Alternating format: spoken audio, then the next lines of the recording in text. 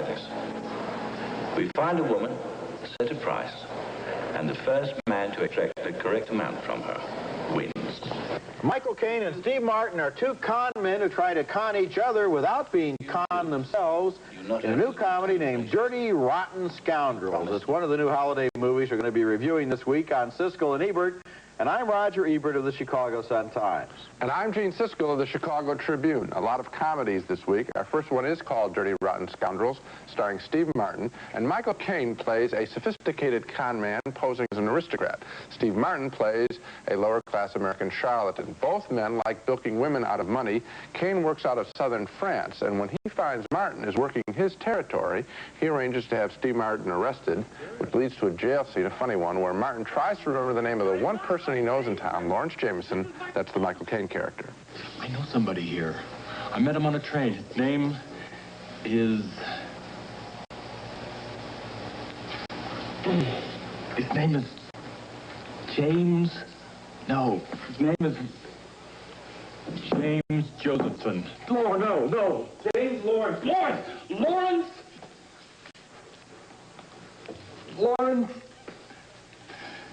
Lawrence Fells. Lawrence Fangs. Forrest Lawrencetown. That's a funny bit. Eventually, the two men start working together in an uneasy piece pretending to be brothers. Caine takes the lead. That mother? No, Ruprecht. She's not our mother. Go on, Diana. You were saying? Well, I think that the... Ruprecht! May I take your trident, sir? Yes. Now, Diana, as you were saying, you don't think the poor should be allowed in museums? I think the Ruprecht, poor... don't take the cork off the fork. Why is the cork on the fork?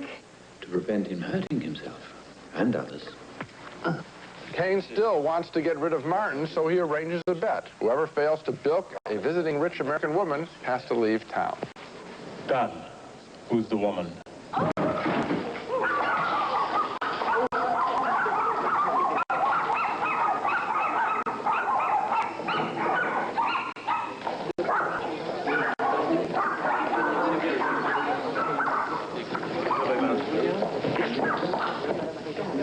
Charles. Yes, monsieur? Who is that? Miss Janet Colgate, monsieur. Who is she? I believe she is the United States soap queen. That's Glenn Headley as the wealthy lady. As for the movie, Caine and Martin are individually funnier than the material they've been given. For all of the trickery, we can easily see where this film is going. Still, there are individual big laughs to be had. But it's less of a movie and more of a one-man show, if you follow what I'm saying. It's a close call, but I'm voting thumbs down. I'm voting thumbs up, Gene, but I think I know what you mean about the plot. In other words, what this plot really needed was the cleverness of a movie like The Sting. Oh, of course. Which totally baffles you because the movie pretends that it's surprising you with all of these reverses, and it really isn't. So you're right about that. It doesn't fool you, but I still think that that doesn't matter that much because Martin and Caine are so funny, and especially, I mean, in a movie like this, Caine is perfectly cast because he makes such a good rogue. He's the one who's always kind of over on the side looking at everyone with that superior smile and figuring the odds, while Martin is more of the kind of outgoing, less subtle sort of American character. I'm not talking about his acting, but about his character. The two of them together create a real nice chemistry. Steve Martin is a wonderful clown. I don't think there is chemistry, and that's where the lack of a plot really hurts, because I don't find them interacting. What I find them is two individual performances stuck in a bad script. Well, two excellent performances. But I think that here you have two con men, and of course con men are loners. They shouldn't become buddies. I mean, they're in competition. But they should be in competition in some interesting, connected way. And you knew, as you said, you could figure it out where it was going. Well, still, I liked it. I enjoyed it. I thought it was funny. Okay, next movie. And our next movie is Tequila Sunrise, a film about two old friends who find themselves on opposite sides of both the law and the same woman. The movie stars Mel Gibson as a former drug dealer who has stopped dealing, or so he says, and Kurt Russell is a narcotics agent who thinks Gibson may be ready for one last big deal. In a drug bust early in the movie, the two men level with each other. You're setting me up, Nick. Not tonight, pal. Russell falls in love with Michelle Pfeiffer as a local restaurant owner. She's attracted to him, but she has problems with his style. What is it, Nick? You need some chapstick or some lip gloss or something? Because your lips keep getting stuck on your teeth. Or is that your idea of a smile? On the other hand, she's also attracted to the shyness and the honesty of Mel Gibson. Okay, so he's your lawyer and he's my lawyer. What does that do for you? Look, I pretty much knew that you knew what I'd done for a living, and I wanted him to let you know that I now had a legitimate business. Naturally, I didn't want him busted in the meantime. So he thought that Andy Leonard would give you respectability? Yes, ma'am. Well, what do you need it for? You.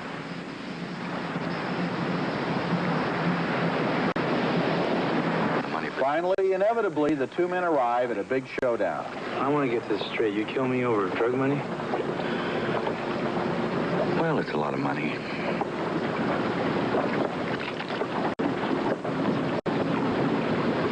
What's it gonna be, Nick? There is some good acting in Tequila Sunrise by Gibson, by Russell, and also by Michelle Pfeiffer, and there's some very good dialogue written by Robert Towne, who wrote and directed the movie. Some of the individual scenes in this film play with real power and style, but the movie as a whole doesn't hold together. It's too confusing, and some of the key scenes in the movie seem to be missing. We're wondering whether maybe we didn't, miss something that we should have known about. And we realized, no, it's not there. We never know for sure if Gibson is still a drug dealer, for example, or if he isn't. And even if that's not important, we also get lost in the chronology of the film. We don't always know what's happening or why, or how some of the other characters know things they shouldn't know or turn up at places they shouldn't know about.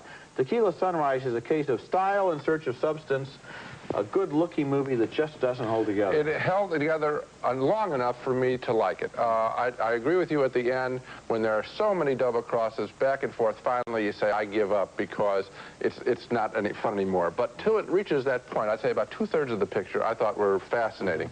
Robert Towne wrote Chinatown. This has some kind of complexity as that film.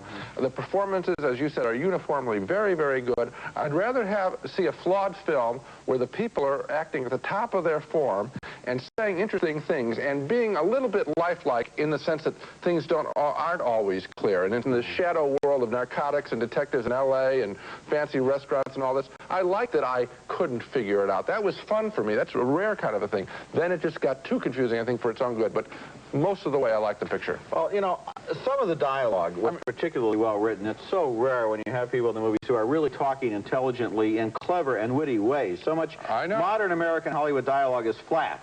It's just information. It's just talking. Right. And in the old days, people talked with more style and wit, and Towne does that for his characters here. Now look at these two films here. I think that you're almost rewarding Dirty Rotten Scoundrels for aiming low and hitting it hardly. I'm not aiming at. I was thinking to myself as you were giving Tequila Sunrise a pass, you were doing what you always accused me of, which is finding a facet in a movie that you like. There are many facets. The facets are the three performances and all of the dialogue. Okay, so you just like the two performances and all of the dialogue in Dirty Rotten Scoundrels. You said you did. Not all of the dialogue, because I don't like the plot. The plot doesn't work. Here, the plot tips off at the end.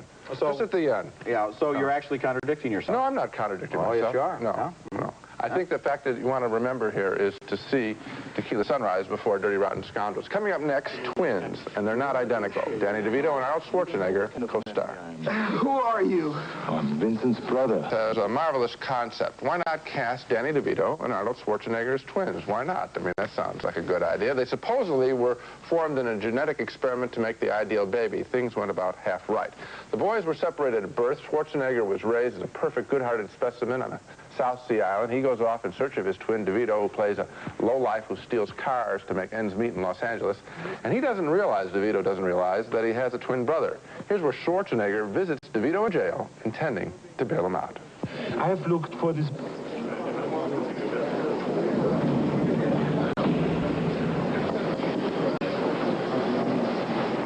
You gotta talk into the phone, bozo. Vincent. Dearest Vincent, I know you don't know who I am, but believe me, I came halfway across the world. Whoa. I got another 6 hours to pay the money back. And tell the Klein brothers that harassing a man who's already in the slammer is beneath even them, all right? I don't know any Klein brothers. I'm your brother, Julius. Huh? Come again? My name is Julius, and I'm your twin brother.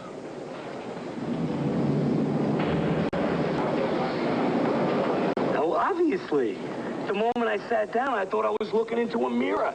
DeVito is obviously more worldly wise than Schwarzenegger, teaching him, for example, how to seduce women by dancing. I hope nobody's looking in the window. Here, come on, like this. Here you go. Put your feet by my feet. Come on. Let's go. Here. By my feet, not on my feet. Thanks very much. Sorry, Vincent. Minor oversight there. Okay, all right, grab my hand. Come on. Ease up, tiny bit. Let the blood flow through the fingers. They are very funny together. This film presents each man with a romantic situation. Here is Schwarzenegger's as he tries to deal with a seduction by actress Kelly Preston. Which bed should I take? Either bed will be fine. I always sleep on the floor.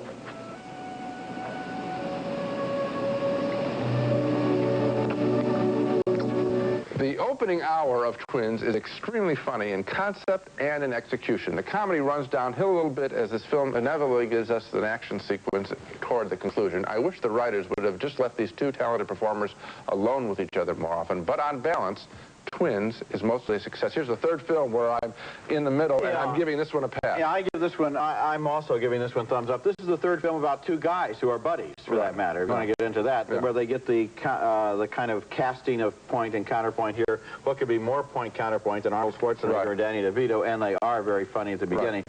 My heart sank a little bit at the end, too, when they got involved with that plot about the contraband industrial espionage. Why? Because I thought, why do they always have to have an ending that involves shootout and a chase? We've talked about this week after week after week after week. Writers give up two-thirds of the way through and cut to the chase. But here, they don't really go all the way. They come back and they... This is something else, It's not just an action ending, and so that's a good thing. When they came back to something else, I was pleased, but we ought to just have like a little button that we push, which was no third act, no third act, and then the viewer could get on with the next review. Our reviews seem to be sometimes week after week the same thing, but then the movies sometimes week after week are the same thing. Coming up next, Kim Basinger and Dan Aykroyd in a comedy about sex and flying saucers named My Stepmother is an Alien. I have to change. This is inappropriate. Might I suggest a more conventional spot? Like, An Alien, and it stars Dan Aykroyd as a scientist who harnesses the power of lightning. And that's what they're always doing in the movies. They're always harnessing the power of lightning, one of those great catchphrases. He harnesses this power to send a signal to outer space, and in response, he inspires a visit to Earth by a flying saucer, and out of the saucer and into his life walks an alien who takes the very human form of Kim Basinger. She turns up for the first time at a beachfront party where she knows a little bit about a lot of things, but she doesn't exactly fit in.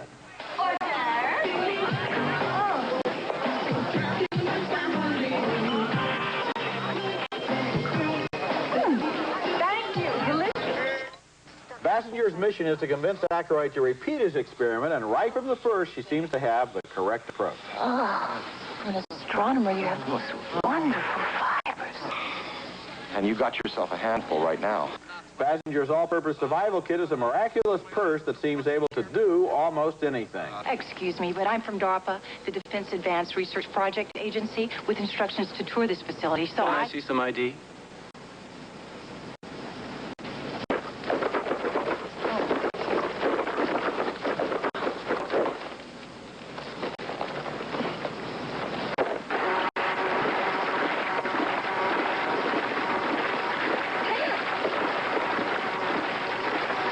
My Stepmother is an alien starts with a promising idea, but it never really goes anywhere with it. Time after time in this movie, it sets up a comic scene and then doesn't really pay it off or have the nerve to really take it over the top.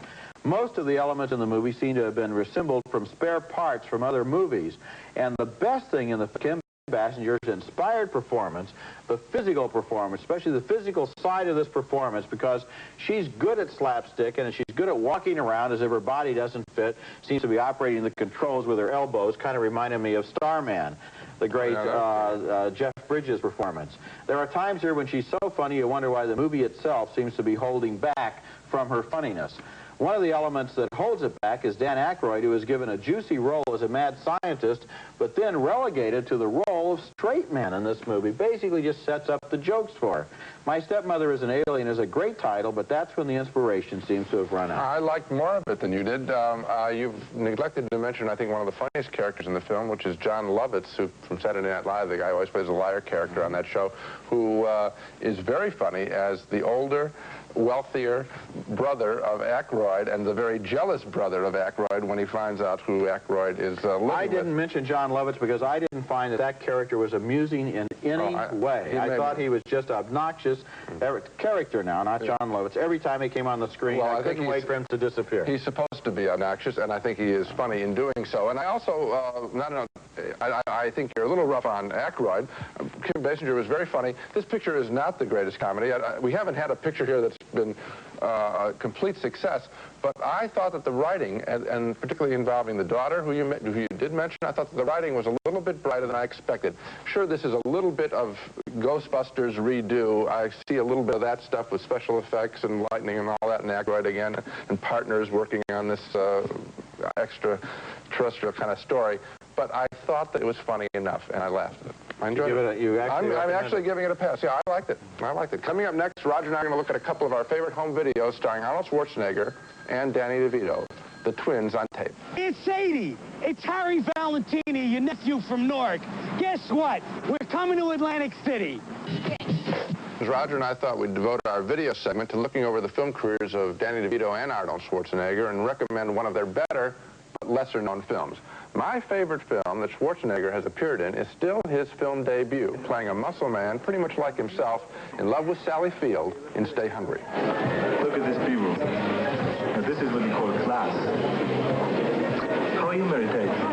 Excuse me, I got a relative to say hi. I'll be right back. Ah, Uncle Albert. Good evening, sir. What's the matter with you, baby? Well, don't you think this dress is a little bit out of place? Doesn't matter to me. At least I don't look like Buffalo Bill. Even there 12 years ago, you can see the sense of humor that separates Schwarzenegger from so many action heroes and accounts for a lot of his success. Stay Hungry is a fascinating, quirky film, and the casting of Schwarzenegger was inspired. This is one that I would rent. That's a movie that really could be on one of our shows about buried treasures. Nobody has heard of it. Nobody remembers it. At the time, it was a jewel that was absolutely completely entertaining, and people just didn't pick up on it. It actually was one of Sally Field's best performances, Yes, too. it was, yeah. So you picked Schwarzenegger on video. I'm going to pick one by Danny DeVito, and this is probably his most unfairly overlooked performance in a movie that I still think was hilarious from beginning to end. It didn't do business, didn't get good reviews. I don't know why. You liked it, too. It's called Wise Guys. And it stars DeVito and Joe Piscopo as a couple of low-rent mobsters who always get the bad jobs until a string of incredible mistakes and a little good luck lead them all the way to the top. This gentleman and I would like the biggest and best suite you have. How would you like to pay for this? Yes, that's right. Quickly. Take it out of there. That's a gold card. Yes, I believe I've seen them before. Thank you, Mr. Acavano. It's international. Where'd you get that in the glove compartment?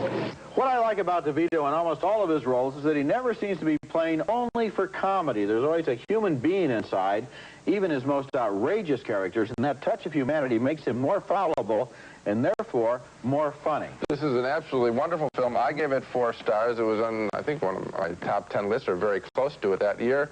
The only explanation that I've ever heard why it isn't a big success is that people said there's just too much screaming in it. Well, I like the fact that this film was played at the top register in volume between the people and then got louder. I mean, these are mobsters, after all. They're not known necessarily for subtlety. Well, you know, now we look at all of these movies this week that have 2 guys in them and are comedies, like Twins and like Dirty Rotten Scoundrels. Right. The fact is, if you really want to get down to it, Wise Guys is funnier than Wise Guys is a funnier film, and if you want a guy and a woman in it, Stay Hungry. Okay, now let's recap the movies we reviewed on this show. A split decision on Dirty Rotten Scoundrels. I liked Steve Martin and Michael Caine individually, but hated the contrived plot. Roger felt 2 stars were able to carry the movie. Another split vote on Tequila Sunrise. We both agree that the film's plot is overly complicated, but I enjoyed the mystery more than Roger. 2 thumbs up for Twins, with the great casting of Danny DeVito and Arnold Schwarzenegger. Another split vote on another comedy, My Stepmother is an Alien.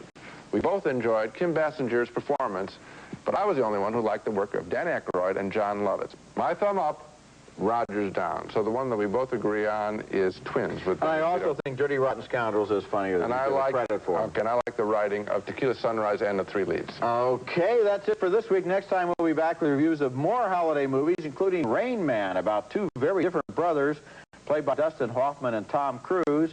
And we'll also review Working Girl with Melanie Griffith as a secretary, trying to get ahead on Wall Street while competing with Sigourney Weaver and conspiring with Harrison Ford. That's next week, and until then, the balcony is closed.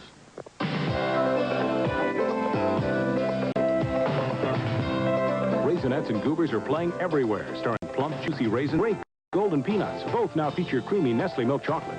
Sony videotapes. For taping your favorite movies, trust Sony Dynamicron ES. Whatever your videotape needs, there's only one name to play back, Sony. After work or after workout, Daisy Turbo Spa combines powerful water massage and tingling aeration to turn your tub into a personal whirlpool. What's great for kids and parents? A bucket full of Duplo blocks and Lego bricks. Now you can store the toys that build great imaginations.